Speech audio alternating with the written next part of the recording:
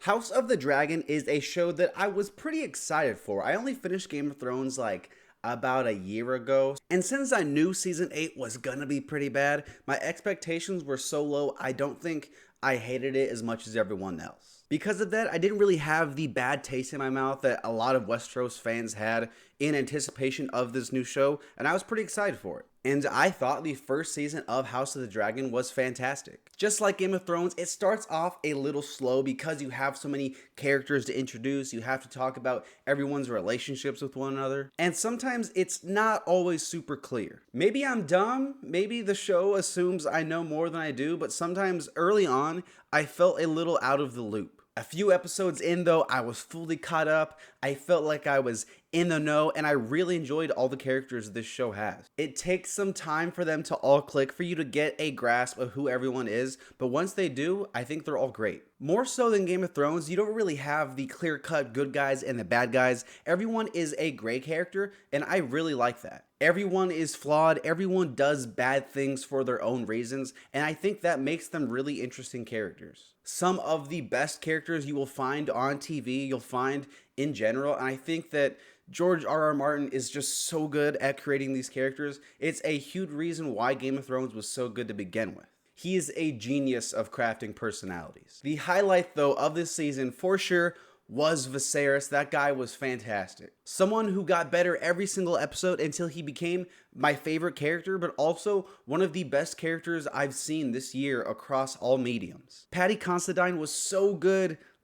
Oh, he's so good. He deserves to get some awards. He better get some awards. Just like Viserys, he got better every episode. The show requires more and more of him every episode, and he always delivers. As far as acting goes, I think the whole cast did really well. Rhys Ifans comes to mind, as well as Steve Toussaint, Eve Best, and Olivia Cook. The season does span about 20 years though, and these time jumps are a pretty big subject of conversation. Some people don't really like them that much. It definitely is the show's biggest gray area. It's gonna work for some, it's gonna not work for others. In some regards, I think they're fantastic, showing how Viserys is aging, how long Alicent has been stuck in this situation. Bringing in characters' children, you feel the backstory of it, but sometimes it doesn't work as well. If you are going to age characters to the point where some actors are literally changing, you have to age all the characters. Like, they aged Rhaenyra and Alicent so much, they have to switch actors. This is a 20-year span,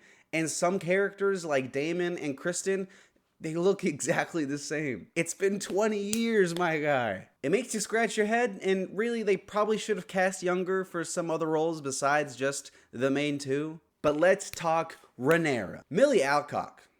She crushed it the first few episodes. And instantly I took a liking to Rhaenyra. I really liked her. She was a flawed character. She's a great character, but I loved her, and I was really sad that Millie Alcock was going to be leaving. She was so good, and when Emma Darcy was about to come in, I was thinking to myself, I don't know about this one, guys. Millie's pretty good. Emma's gonna have to, I don't know if they're gonna be as good, who knows? And they were great too. Emma Darcy was great. They were a great choice to continue to play Rhaenyra, and I really liked how they played all sides of her. Daemon is such a good character too, just because of how gray and unpredictable he is, and Matt Smith is always a win. Something I really like about this show too is the dragons, because they are incredible. They're all so unique in design and color and personality, and more so than Dany's dragons in Game of Thrones, they actually felt more like characters. The effects are just incredible throughout the entire show on all levels, and I thought the set design, the costumes, all of that was top notch too. It ended on an absolute banger of an episode. I'm so excited for season 2, although apparently we're gonna have to wait a long time. I'm going to be looking like Viserys, like old Viserys, by the time this second season comes out. I'm going to give House of the Dragon Season 1 an 8 out of 10. Thanks for watching. Hear more reviews. Check them out. Thanks. Bye.